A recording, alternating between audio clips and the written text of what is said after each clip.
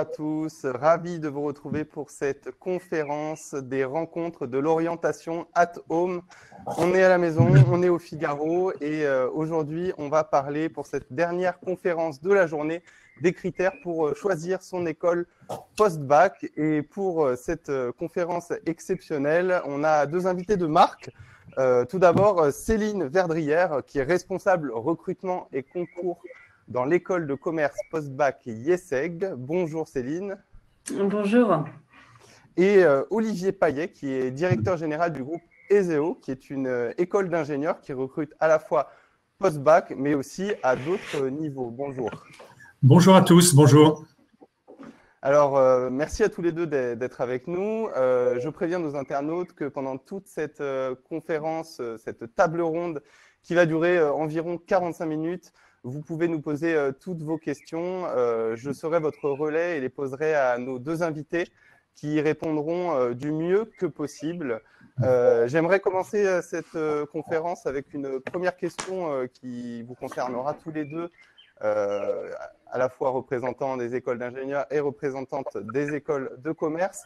Ce qu'il faudrait peut-être faire pour commencer, c'est de différencier un petit peu les cursus qui existent en post-bac. On peut peut-être commencer par Céline Verdrière pour les écoles de commerce. C'est vrai qu'on a pas mal de cursus. On a les écoles en 5 ans, on a les écoles en 3 ans avec les bachelors, on a les BBA en 4 ans qui s'intègrent également après le bac. Est-ce que vous pouvez nous différencier un petit peu tout ça ? Oui, alors effectivement, au niveau des écoles de commerce, il y a différents formats possibles, accessibles après le bac, puisqu'il y a des écoles de commerce qui recrutent directement après le bac et des écoles de commerce qui recrutent après un bac plus 2. Les écoles de commerce post-bac, on a 3 formats aujourd'hui sur le marché des écoles de commerce. On a des formations en 3 ans qui sont justement des bachelors en 3 ans. L'objectif de ces formations courtes est de rentrer directement sur le marché du travail à l'issue des 3 ans. On a un format un peu plus long à l'américaine, un peu le format bachelor en 4 ans, où là, on a des formations justement qui vont proposer 4 années avec notamment des possibilités de partir sur des multicampus pendant le cursus. Et à la fin des 4 ans, le candidat, soit il rentre sur le marché du travail, soit il décide de compléter sa formation par un Master 2 ou un MSc spécialisé dans une autre école. Et on a les formats en 5 ans, donc des écoles Bac plus 5. Donc, on rentre directement après le bac pour 5 ans. Et à la fin des 5 ans, on obtient donc un master Bac plus 5 et on rentre en général sur le marché du travail pour à peu près 90% des candidats. Et on a de plus en plus de candidats, d'étudiants qui décident de continuer de se spécialiser en ajoutant une formation spécialisée, un MSI spécialisé dans une branche pour compléter une formation soit en ingénieur. On a beaucoup de choses qui se couplent maintenant. Et ça permet à un étudiant d'arriver sur le marché avec un maximum de compétences dans son CV. C'est des profils différents qui intègrent ces différentes formations. Il faut avoir des compétences particulières, des aspirations particulières. La première aspiration, elle est en lien avec la durée des études. Puisque s'engager pour 3 ans, c'est pas le même engagement que de faire une formation en 5 ans. Donc, les étudiants qui ont besoin de vite rentrer sur le marché du travail et qui n'arrivent pas à se projeter sur des formations longues en 5 ans vont avoir tendance à choisir un bachelor en 3 ans, par exemple. Mais les étudiants qui se disent, bon voilà, moi, mon objectif, c'est d'avoir un master, c'est d'avoir un bac plus 5, ils vont peut-être plus facilement s'orienter sur une formation en 5 ans directement après le bac. Olivier, pour parler des écoles d'ingénieurs, c'est pareil, hein, il y a quelques cursus différents en post-bac. Il y a de plus en plus de bachelors aussi. Il y a plusieurs filières possibles pour devenir ingénieur. Peut-être je peux les différencier en 4 grandes filières. Vous avez la filière classique, j'allais dire historique des études d'ingénieur qui consiste à faire d'abord une classe préparatoire aux grandes écoles, passer des concours à Bac plus 2 et entrer dans une école d'ingénieur pour 3 ans. Sachant que le diplôme, évidemment, est un diplôme Bac plus 5. Ça, c'est la filière classique, historique, mais qui est, au fil du temps, devenue minoritaire. En fait, une minorité d'ingénieurs suit aujourd'hui cette filière classique des classes préparatoires et des concours à Bac plus 2. La filière qui est devenue dominante, c'est la filière en 5 ans avec un cycle préparatoire intégré à l'école. En fait, vous faites votre cycle préparatoire, mais l'objectif n'est plus de préparer un concours puisque vous êtes entré dans l'école pour 5 ans et donc vous faites vos 5 années d'études en contrôle continu et vous avez été sélectionné à l'origine après votre terminale, souvent par des concours post-bac. Donc, vous êtes aussi sélectionné, mais au niveau bac, au lieu d'être sélectionné au niveau bac plus 2, et ensuite vous progressez en 5 ans en contrôle continu. Ça, c'est la deuxième formule possible. La troisième formule possible, c'est de commencer par un cycle court de type DUT, voire pour certaines écoles BTS en 2 ans. Donc, vous obtenez un premier diplôme en 2 ans et vous pouvez ensuite tenter de rentrer dans une école d'ingénieur en admission parallèle au bout de 2 ans. Un certain nombre d'écoles d'ingénieurs recrutent des BTS, voire des DUT plutôt, et pour certains BTS. Évidemment, ce sera beaucoup plus sélectif. On va passer par une filière d'admission parallèle, donc il faudra être dans le top de son BTS ou de son DUT, mais il est possible de faire des études d'ingénieur après un DUT. Et puis la quatrième filière, qui est plus récente, qui s'approche de celle qui est proposée dans les écoles de management et qui se développe rapidement dans les écoles d'ingénieurs, c'est la filière bachelor. Effectivement, des écoles d'ingénieurs commencent à proposer des programmes en 3 ans. C'est plutôt 3 ans. L'idée, c'est d'avoir le grade de licence. D'ailleurs, un nouveau protocole d'accréditation est en train de se monter avec la commission des titres d'ingénieurs, notamment pour les écoles d'ingénieurs, pour reconnaître ces bachelors et leur donner le grade de licence. Donc, nous, à l'ESEO, on en a fait un déjà depuis 4 ans. Il commence à tourner et donc on donne un premier diplôme au bout de 3 ans qui permet aux jeunes d'aller travailler et éventuellement de poursuivre ses études vers le diplôme d'ingénieur au niveau bac plus 5. Donc voilà, 4 grandes voies, les prépas classiques, les prépas intégrés, les DUT et les bachelors qui sont la nouvelle filière possible pour devenir ingénieur. Et la question que j'ai envie de vous poser maintenant, du coup, c'est un peu la même que celle que j'ai posée pour les écoles de commerce. Est-ce qu'il faut un profil particulier pour s'orienter vers ces différents cursus? Oui, je pense qu'il y a des critères de choix quand même entre ces différentes filières. D'abord, est-ce que l'on a un profil très scientifique? Si on est à l'aise avec les disciplines scientifiques, on a tout intérêt à faire un cycle préparatoire, des classes préparatoires aux grandes écoles, qu'elles soient classiques ou intégrées, parce qu'on va avoir un socle extrêmement solide qui va être extrêmement utile, quel que soit le métier et les études que l'on fera plus tard. Ou est-ce que l'on a une vocation peut-être plus pratique, plus appliquée, et on veut rentrer plus vite dans les technologies, dans le savoir-faire appliqué, et dans ce cas-là, on sera peut-être plus à l'aise vers une filière courte de type DUT, voire bachelor, qui est un peu l'hybride entre les deux, qui a un mélange entre le scientifique, permet aux jeunes qui sont un peu impatients de faire des technologies d'en faire dès le post-bac, au lieu de passer par 2 années très scientifiques que sont les classes préparatoires, intégrées ou non. Et puis après, classe préparatoire classique ou classe intégrée, eh bien là, je dirais, la question, c'est de savoir si on a l'esprit de compétition, c'est-à-dire est-ce qu'on veut tenter sa chance pour préparer une compétition au bout de 2 ans et là, essayer d'être le meilleur possible au moment des concours ou à bac plus 2, ou bien est-ce que l'on est confiant dans le fait qu'on a choisi la bonne école qui nous donnera les bons débouchés, et dans ce cas-là, on peut la choisir dès le bac parce que on sait qu'on aura la carrière que l'on souhaite. Et donc, on n'a pas besoin de repasser un concours à bac plus 2. On a déterminé son choix d'école dès le bac. Je rappelle à nos internautes qu'ils peuvent nous poser à tout moment toutes leurs questions. On est ensemble pendant 45 minutes. Donc, je me ferai le relais de vos questions. Je les poserai à nos 2 invités qui sont ici pour y répondre. On a justement une première question de Catherine Bonnet qui me permet une transition parfaite avec ce à quoi je voulais en venir, c'est-à-dire la réforme du bac. Catherine Bonnet nous pose la question: bonjour, quelle spécialité conseillez-vous en terminale pour intégrer une école type IESEG? C'est la grande question de toutes les familles d'élèves de seconde, première et qui rentrent en terminale cette année. Donc effectivement, avec la réforme du bac, fini les séries S, ES et L, les élèves doivent choisir donc des spécialités. 3 en première et 2 en terminale. Le conseil que l'on donne pour intégrer l'IESEG en particulier, mais les écoles de commerce en général, c'est que pour réussir les écoles de commerce qui ont toutes une épreuve de mathématiques, ou d'analyse logique, mathématiques, statistiques, etc., c'est de garder les mathématiques. Donc, idéalement, en classe de première, dans les 3 spécialités, conserver les maths. En terminale, on n'est pas obligé de prendre maths expert. Ceux qui adorent les maths vont pouvoir choisir cette spécialité.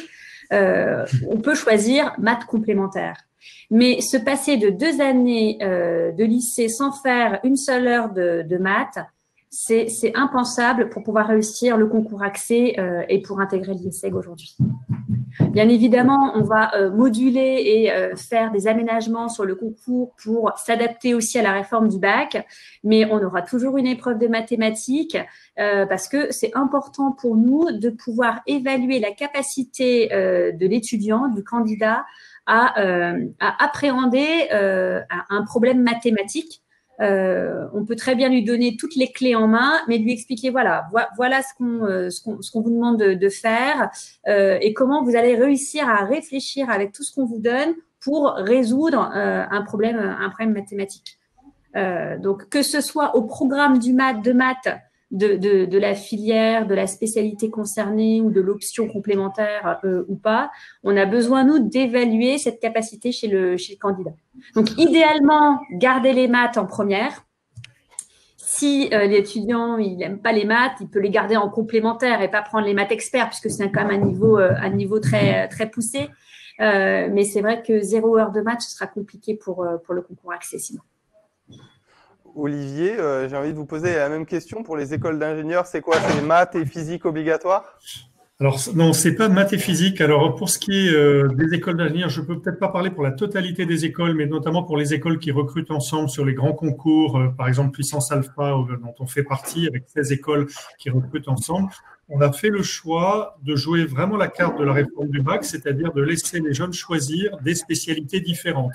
Donc, on ne va pas recruter uniquement les profils maths-physique comme on avait l'habitude de le faire. En revanche, on va demander aux jeunes effectivement aussi de faire des maths parce que les études d'ingénieur sont des études scientifiques, donc il faut avoir fait des maths et d'avoir fait 1 ou 2 pour la première spécialité scientifique à côté, mais nous aurons un dispositif de recrutement qui sera à géométrie variable qui permettra d'avoir des questions dans les différentes spécialités, que ce soit physique-chimie ou que ce soit SVT ou que ce soit sciences de l'ingénieur, que ce soit numérique. Ce qui fait qu'en fonction de la spécialité choisie, eh bien, il y aura des questions spécifiques dans les épreuves de sélection correspondant à cette option qui permettra donc de rentrer en école d'ingénieur en ayant une variété de profils à l'origine. Donc, faites des maths, faites au moins une autre spécialité scientifique et vous pourrez rentrer a priori en école d'ingénieur si vous avez le niveau requis. Alors, on a d'autres questions qui viennent de nous arriver.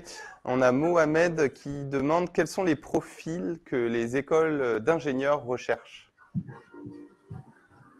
Alors, les profils sont des profils qui sont quand même intéressés par les études scientifiques et parce que, voilà, si on n'a pas de goût pour les sciences, je pense qu'on va rapidement être découragé. Il y a quand même un parcours scientifique dans les écoles d'ingénieurs.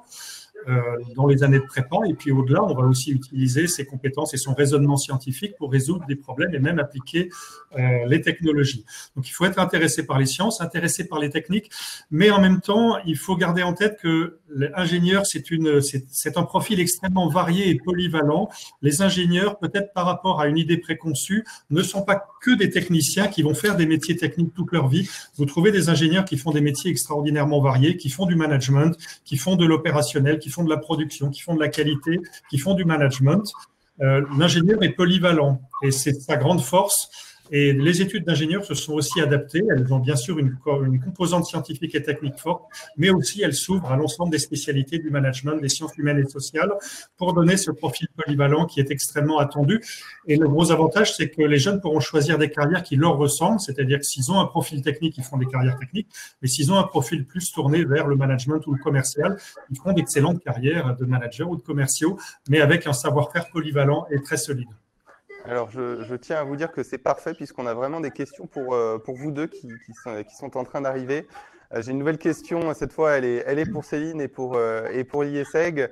C'est une question d'Eugénie qui nous demande est-ce qu'on se ferme des portes en prenant option SES et SVT en terminale et maths complémentaires? Non, c'est vrai que tout à l'heure, je précisais que les mathématiques en première, c'était important. En complémentaire, c'est idéal en terminale. Maintenant, pour les 2 autres spécialités, peu importe. C'est vraiment à la liberté de l'élève. Ça peut être littérature, ça peut être anglais, ça peut être les matières que vous venez de citer. Il y a vraiment pas du tout de de prérequis sur ces spécialités. Vraiment, le choix du cœur, c'est ce que je dis toujours, c'est très important parce que plus vous vous épanouissez dans le choix que vous allez faire, meilleurs seront vos résultats scolaires, vous serez bien dans votre peau, vous aurez du temps pour bien préparer vos concours et vous allez donc mettre toutes les chances de votre côté pour réussir. Alors, il y a une question que j'avais envie d'aborder avec vous deux, c'est la question des classements. C'est vrai que souvent, les étudiants les regardent de très près pour faire leur choix d'orientation. Est-ce que c'est si important que ça de les regarder? Par exemple, c'est vrai que le Figaro étudiant publie à la fois un classement des écoles de commerce et de management et un classement des écoles d'ingénieurs généralistes et spécialisés. Est-ce qu'ils doivent le regarder avant de faire leur choix, Céline? Alors, ça fait partie du baromètre quand on fait un choix d'orientation. Il y a plusieurs paramètres qui rentrent en compte. Déjà, qu'est-ce que je veux faire? Des études courtes, des études longues, et là, ça va déterminer le programme que je vais choisir. Un cycle court type bachelor, un cycle long type bac+5 pour avoir un master. Regarder les différentes composantes de l'école, les spécialités proposées dans l'école et regarder les classements. Alors, c'est bien, je ne vais pas m'en cacher, puisque l'IESEG a la chance d'être dans les tops des classements étudiants. Mais ça ne peut être ça ne peut que donner un peu l'envergure d'une école et le positionnement par rapport au marché global des écoles de commerce pour les écoles de commerce ou des écoles d'ingénieurs pour les écoles d'ingénieurs. C'est pas le choix final ne doit pas rentrer par rapport au classement. Ce qui rentre en compte, c'est vraiment la volonté de l'étudiant de faire un format court ou plus long. C'est aussi de regarder les labels et les accréditations, puisque la valeur d'un diplôme, elle repose aussi dans les différents labels que les écoles ont. C'est un peu comme dans les restaurants, hein, plus on a d'étoiles, plus le mets est de qualité. Donc, c'est vrai qu'un diplôme visé, un grade de master, une reconnaissance de l'État et des accréditations internationales vont conférer vraiment une valeur plus importante au diplôme.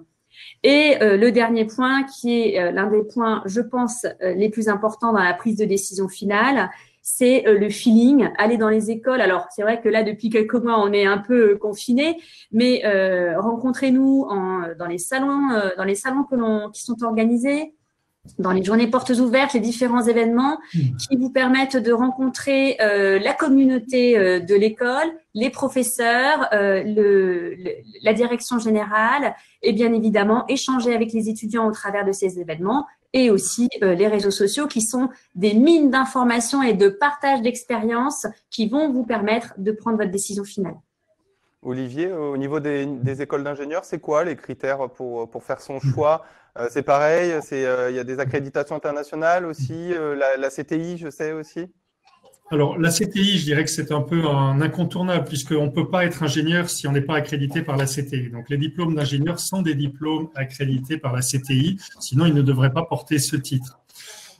Pour choisir son école, il y a énormément de critères et c'est un choix qui doit être vraiment personnel. Alors, ça risque de prendre un petit peu de temps, mais il y en a beaucoup.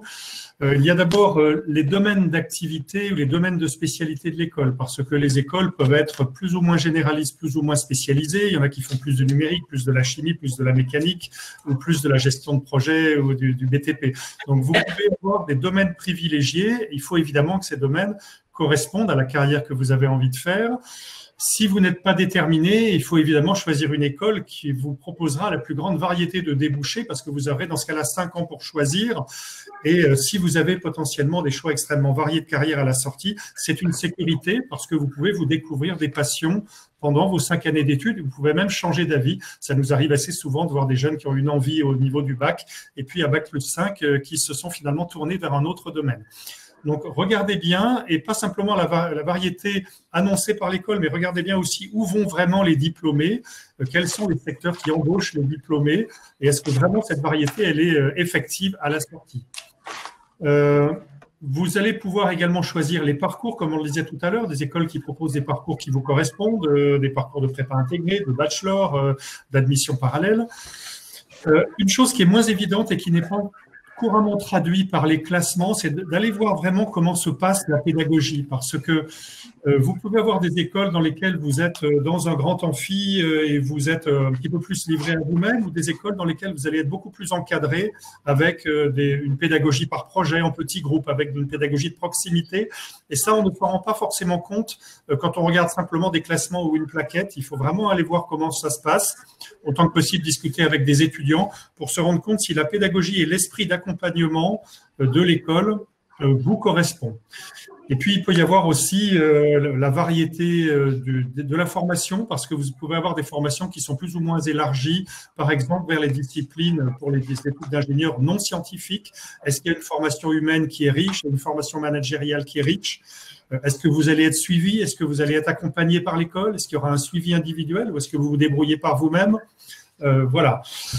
Et puis peut-être aussi un dernier point que je veux mentionner, c'est choisir aussi la nature des écoles, parce qu'il y a plusieurs types d'écoles et il faut que l'école corresponde à l'esprit qui vous correspond. Par exemple, il y a dans les écoles d'ingénieurs 3 grandes catégories d'écoles: les écoles publiques, les écoles associatives et les écoles privées, dites privées lucratives. Dans les écoles, excusez-moi, je ne sais pas si je suis toujours connecté. Oui, c'est ça, je suis toujours connecté. Oui, on vous entend. Vous avez donc les écoles publiques, vous avez les écoles privées qui se décomposent en écoles associatives non lucratives et en écoles lucratives. Ça peut être un esprit tout à fait différent. Je vous encourage à essayer de comprendre ce que ça veut dire et aller voir l'esprit d'accompagnement, de pédagogie, de suivi, de désintéressement éventuel. Nous, on fait partie de ce groupe des écoles associatives non lucratives, d'ailleurs comme l'IESEG. Et pour nous, ça a un sens d'être tourné vers les jeunes, vers l'humain, vers l'accompagnement. Et voilà, on encourage les jeunes à comprendre vraiment ce que signifient ces différentes natures d'écoles qui ne se ressemblent pas toutes. Je rappelle à nos internautes qu'ils peuvent nous poser toutes leurs questions tout au long de ce direct, parce qu'on est en direct ces rencontres de l'orientation at home. On a une nouvelle question d'Eugénie qui est décidément très active. Elle nous demande, elle est très intéressante, comment choisir la bonne orientation après la terminale quand on est moyen dans toutes les matières? Alors cette question, elle peut s'adresser à vous deux d'ailleurs. Écoute la chanson. Céline. Excusez-moi parce que je suis à la maison et du coup j'ai une fille qui m'interpelle. Elle n'est pas encore en âge de faire ses choix de spécialité en terminale.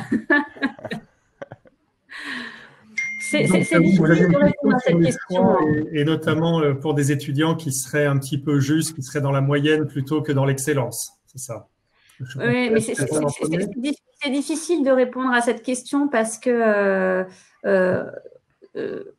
dans les concours que vous allez passer en école de commerce, alors si on prend le cas de l'IESEG, que vous voulez rentrer en post-bac, il va falloir passer le concours accès. Le concours accès, c'est 4 épreuves écrites et 2 épreuves orales. Alors cette année, le concours a été chamboulé en raison du confinement, donc on a dû évaluer les candidats sur dossier.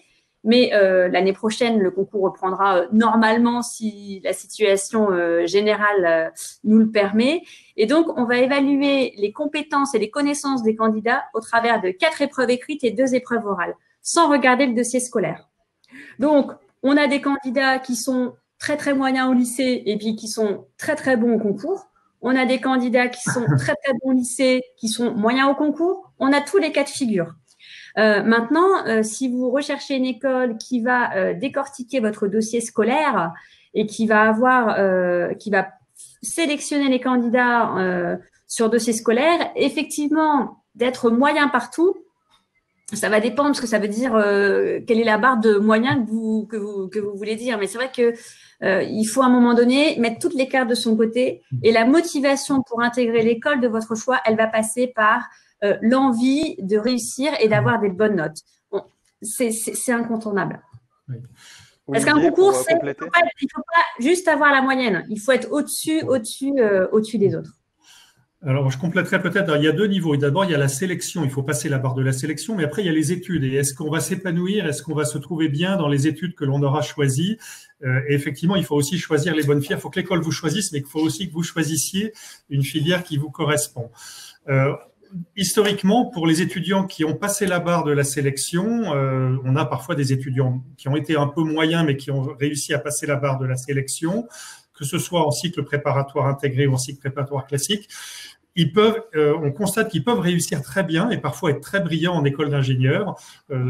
Pour donner un exemple, une année, un de nos majeurs de promo a été un jeune qui venait d'une terminale STI 2D. Donc, il n'était même pas en terminale S, mais il s'est révélé, parce qu'il avait été peut-être un peu plus lent au lycée, un peu moins passionné par les sciences, et puis il s'est révélé dans l'école et il s'est vraiment épanoui et il était excellent, il était brillant, il est devenu premier de la promo. Voilà. Donc, on peut donner leur chance à des élèves qui ont été un peu moyens au lycée parce qu'on constate qu'ils peuvent éventuellement se révéler au concours et après dans leurs études. Ce qui fera la différence, peut-être, c'est la passion et la capacité de travail, parce que là, il y aura quand même du travail dans les études supérieures, qu'elles soient d'ingénieur ou de management, et il va falloir être capable de rentrer dans le sujet et de faire les efforts nécessaires pour devenir bon. Mais voilà, on peut tout à fait réussir de brillantes études, réussir le concours, mais après réussir de brillantes études si on a été moyen, pour peu qu'on ait la motivation et une capacité de travail quand même significative. Oui, parce que il faut pas non plus être premier de classe au lycée pendant 3 ans pour rejoindre nos écoles. On a une nouvelle question qui vient d'arriver. C'est Mohamed qui visiblement est intéressé par l'IESEG et qui nous demande quels sont les points forts de cette école.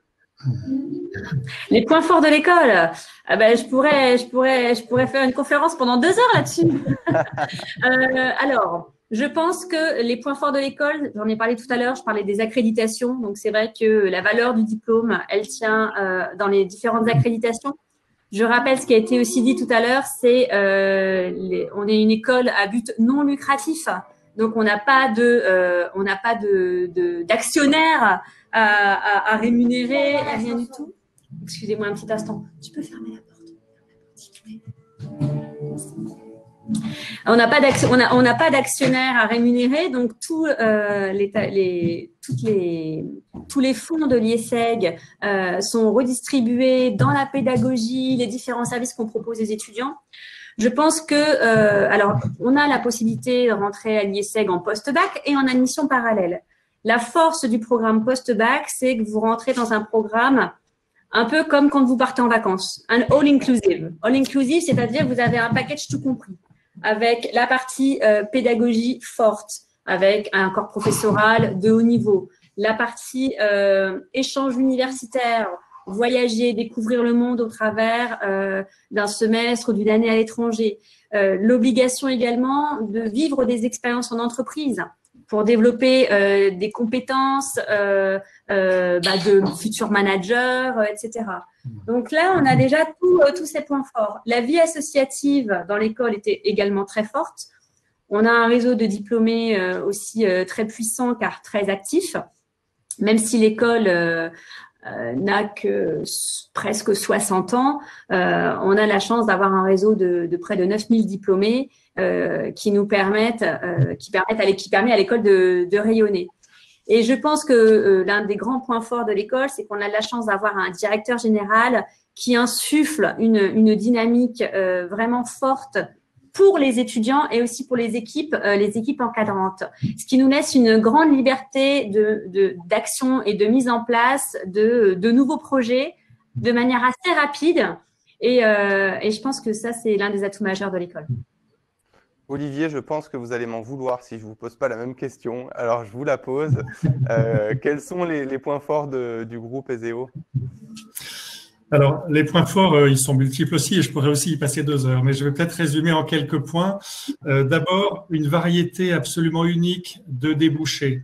On est une école des nouvelles technologies et on prépare vraiment aux métiers les plus attendus par les entreprises aujourd'hui, avec 16 options qui permettent de personnaliser son cursus à sa passion, au secteur d'activité de son choix ou aux technologies que l'on préfère, de la cybersécurité à l'intelligence artificielle, au transport du futur.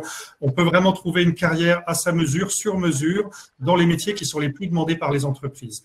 Et justement, c'est le deuxième point, les plus demandés par les entreprises. On a un lien absolument unique avec le monde de l'entreprise. 100% d'embauche à la sortie, mais on est même en train d'atteindre 90% d'embauche avant la sortie. Les entreprises raffolent des ingénieurs ESEO et viennent les recruter dans l'école parce qu'à la sortie de l'école, il n'y en a plus. Ils ont tous été embauchés par les autres. Donc, on a un taux d'insertion professionnelle qui est absolument record. On a un parcours international pour tous. une alternance qui est extrêmement riche également, avec beaucoup de stages et de participation à la vie de l'entreprise, d'intégration à la vie de l'entreprise pendant le cursus. Et puis peut-être, je vais peut-être terminer là-dessus pour être court, c'est l'esprit d'accompagnement et de suivi des jeunes que l'on déploie à l'école. Il y a un esprit ESEO, on connaît nos jeunes, on les suit, on les accompagne. S'ils ont des difficultés, on fait du soutien. On a une pédagogie de proximité en petits groupes, on est par groupe de 24, même s'il y a 240 élèves par promo, ils sont 90% du temps dans un petit groupe de 24 et ils font des projets par petites équipes de 2, 4, 5, voilà. Et on les suit en proximité, donc on accompagne nos étudiants vers la réussite, c'est ça qui fait la grande force de l'ESEO. Je rappelle à nos internautes qu'on est toujours en direct et que vous pouvez toujours poser toutes vos questions à nos deux invités, Céline Verdrière qui est de l'IESEG et Olivier Paillet qui est directeur général de l'ESEO. Moi, j'ai une question qui pour le coup me concerne parce que finalement, quand on vient faire des reportages dans vos écoles, à chaque fois, on en ressort en se disant que c'est formidable. Chaque école, on se dit oh, c'est formidable, c'est génial cette grande école de commerce, c'est génial cette grande école d'ingénieurs. Et du coup, la question qu'on se pose, c'est mais si j'étais en train de passer les concours, que j'allais faire les journées portes ouvertes, comment est-ce que je fais pour vraiment faire mon choix, puisque j'ai l'impression que tout est top un peu partout. Alors, je ne sais pas si vous voulez répondre en premier. Allez-y, je vous laisse, je compléterai. Voilà, il y a quand même des différences entre les écoles. Comme je disais, il peut y avoir des différences. Alors, peut-être qu'elles mènent tous à des carrières et qu'on trouvera toujours un travail à la sortie de nos écoles. Donc, de ce point de vue-là, elles sont toutes formidables parce qu'il y a de la demande pour les cadres et pour les ingénieurs en ce moment. Mais je dirais qu'on s'épanouira pas forcément de la même façon dans toutes les écoles. Il y a des écoles qui sont plus ou moins à taille humaine, avec lesquelles on sera plus ou moins accompagné, qui vous proposeront peut-être les parcours qui correspondent le mieux à vos ambitions, à vos aspirations professionnelles ou à vos centres d'intérêt. Voilà, il y a le lieu géographique, il y a la vie étudiante. Donc il y a quand même un esprit qui peut faire une différence entre les différentes écoles. Et c'est pour ça qu'il faut vraiment prendre le temps d'aller les voir si possible. Et aussi, je dirais de regarder un petit peu derrière la vitrine parce que vous pouvez, et je veux critiquer personne en disant ça, mais parfois avoir des écoles qui présentent très bien avec des jolies plaquettes, un joli site web et des classements merveilleux. Mais il faut quand même aller voir l'envers du décor et vous assurer que, bon, que ce qui est dit est vrai, évidemment, a priori c'est vrai, mais d'aller pouvoir vérifier si ça vous correspond. Et si l'esprit de l'école est vraiment en adéquation avec vos valeurs et votre philosophie et vos aspirations. Je compléterai ce qui vient d'être dit par 3 axes. Le premier, c'est vraiment comment ça va résonner en moi d'entendre le vécu d'un étudiant qui est dans l'école. Parce que les meilleurs ambassadeurs des écoles sont nos étudiants. Puisqu'ils vivent le programme de l'intérieur H24. Donc, est-ce que quand je discute avec quelqu'un de l'école, est-ce que ça résonne en moi? Bah tiens, ah oui, c'est comme ça que ça se passe les cours. Ah oui, parce que les étudiants, ils mentent pas. Ils sont vraiment, ils sont dans il n'y a pas de filtre chez les étudiants et ils partagent vraiment leur vécu. Avec même avec nous, avec les étudiants, etc. Et je pense que ça, c'est vraiment la première chose très importante. Ils vont pouvoir dire, bah voilà, moi j'ai ça comme cours, j'ai autant d'heures de cours par semaine, j'ai autant de boulot à faire à la maison, ça se passe comme ça avec les profs, ça se passe comme ça quand je suis partie en échange. Oui, je suis bien suivie pour trouver mon stage en entreprise, etc. Et au travers des étudiants, le jeune, il va avoir une vision à 360. Il va savoir, bah tiens, effectivement, ah oui, vous êtes encadré parce que vous avez un suivi pédagogique, un responsable pédagogique qui va vous suivre toute l'année. Ah oui, j'ai des cours de soutien si j'ai des difficultés en maths ou en stats ou en autre. Ah oui, d'accord. Ah, j'ai aussi ça. J'ai le programme Talent qui me permet de me faire accompagner pour créer et développer mon projet personnel et professionnel. Et je pense que tout tourne autour de l'étudiant. Ça, c'est le premier point. Le second point, c'est vraiment discuter aussi avec les professeurs. Quelle est la qualité du corps professoral qu'il y a dans nos écoles? Qui sont nos professeurs? Quels sont leurs degrés d'expertise? Qu'est-ce qu'ils enseignent en français, en anglais? Quelle est la culturelle qu'il y a dans les écoles? Ça permet aussi de montrer l'ouverture internationale des écoles, puisque effectivement, il y a certainement des écoles qui se disent grandes écoles internationales. Et puis, quand on creuse un peu, on ne trouve pas grand-chose. Donc, c'est aussi important, ça pour moi, c'est le deuxième aspect. Et le dernier aspect, c'est toujours, je pense, on peut avoir des étudiants super, des bons profs, mais il faut qu'on ait le capitaine du bateau qui soit à la hauteur de tout ça. Donc, c'est vraiment important d'écouter aussi les discours des directeurs généraux dans nos écoles pour voir si on a bien un écho qui se confirme bien. Est-ce qu'on est sur les mêmes valeurs? Est-ce que les valeurs qui sont diffusées par la direction générale sont relayées aussi de la même manière par le corps professoral et les équipes encadrantes administratives? Et enfin, est-ce qu'elles sont vécues pleinement par les étudiants? Et pour moi, une fois que vous avez fait le tour de ces trois axes, vous avez le cœur qui parle. Alors, on a de nouvelles questions. On a 3 nouvelles questions. On va commencer par la première, qui sera plutôt pour Olivier. Une question de Marie-Pierre qui dit « Actuellement, en seconde, mon fils passe en première générale S, option maths, physique et sciences du numérique. Très intéressé par l'informatique, il souhaite se spécialiser en cybersécurité. Quelles seraient les filières à privilégier, école, BTS ou plutôt université ?» Je dirais que, a priori, il trouvera son bonheur dans des études d'ingénieur, dans les écoles tournées vers le numérique, et un certain nombre, comme les EO, mais d'autres, ont des spécialités cybersécurité extrêmement fortes. Et beaucoup de spécialistes de la cybersécurité viennent de ces écoles d'ingénieurs. Après, il est possible aussi, pourquoi pas, d'aller vers la cybersécurité par une filière universitaire, peut-être avec des études peut-être plus scientifiques, plus mathématiques, faire de la crypto, faire des études de mathématiques appliquées et aller faire ensuite de la cybersécurité. Mais je dirais que le bagage technique polyvalent d'une école d'ingénieur qui peut conduire vers des spécialités comme la cybersécurité me paraît tout à fait approprié à un jeune qui aime les sciences, qui aime le numérique et qui aime la sécurité. Autre question. Donc, je conseillerais de faire une école d'ingénieur dans les technologies numériques. Autre question, celle de Louis Pichot, qui demande « Accède-t-on au même poste avec un bachelor, un BBA ou un programme grande école ?» Donc ça, c'est plutôt pour vous, Céline. Le bachelor en 3 ans, un BBA en 4 ans ou un master en 5 ans. Est-ce qu'on accède au même poste? Je vais vous dire, pas forcément, puisqu'on sait bien que quand vous répondez à une offre d'emploi, il y a des offres qui sont dédiées à des bac plus 3, il y a des offres qui sont dédiées à des bac plus 3, 4, et il y a des offres qui sont dédiées à des bac plus 5. Donc, à partir de là, on sait bien que on va pas proposer forcément le même poste au même étudiant quand il va sortir de l'école. Mais après quelques années d'expérience, ils peuvent peut-être se retrouver au même échelon. Mais de manière générale, au démarrage, un bac plus 3 va pas avoir les mêmes fonctions qu'un bac plus 5. Bon, et là, on a une autre question, mais là, c'est plus une question technique, donc je vous demanderai d'y répondre assez rapidement si vous pouvez. C'est pour Céline, une question. Je suis dans le sud, vers Aix-en-Provence. L'IESEG sera-t-elle présente au Salon de Marseille ou faut-il forcément monter à Paris pour échanger en direct avec vous? On est à Marseille chaque année, donc on sera de nouveau à Marseille cette année. Je ne connais pas encore la date, mais nous venons régulièrement dans le sud, hein, Marseille, Montpellier, Toulouse, Lyon. Et justement, je profite de cette question qui nous vient du Sud pour vous poser une question qui me tenait à cœur aujourd'hui. Est-ce que c'est important, la ville, quand on choisit son école, est-ce que ça peut être un critère de choix important? Olivier, vous en pensez quoi? Oui, moi je pense que c'est un des critères de choix. Je dirais la qualité de la vie étudiante et l'esprit dans lequel on va pouvoir travailler, la qualité des infrastructures.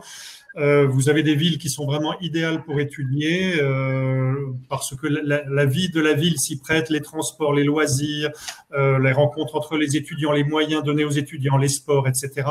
sont vraiment tournés vers la vie étudiante. Il y a chaque année d'ailleurs des classements des villes préférées des étudiants, les plus favorables aux étudiants. Je pense qu'il y a une différence quand même effectivement du lieu.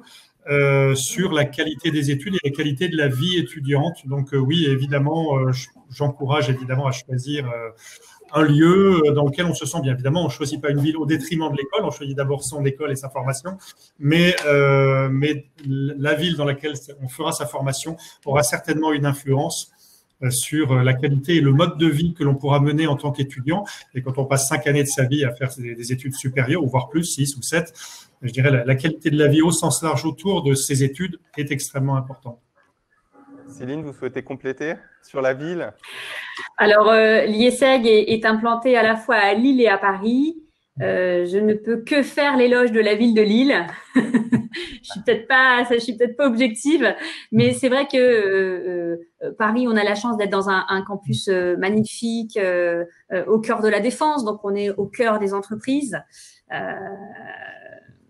dans un quartier peut-être pas aussi verdoyant qu'à Lille, puisqu'à Lille, on est dans le quartier Vauban, pas loin de la Citadelle, pas loin du zoo de Lille. Donc, on est vraiment dans le quartier de toutes les écoles, de toutes les grandes écoles de commerce, d'ingénieurs, com, etc., du quartier Vauban. Donc, effectivement, choisir Paris, ça peut être une bonne option quand on vit sur Paris, qu'on a notre famille sur Paris, et du coup, on va pas générer des coûts supplémentaires de logement, etc.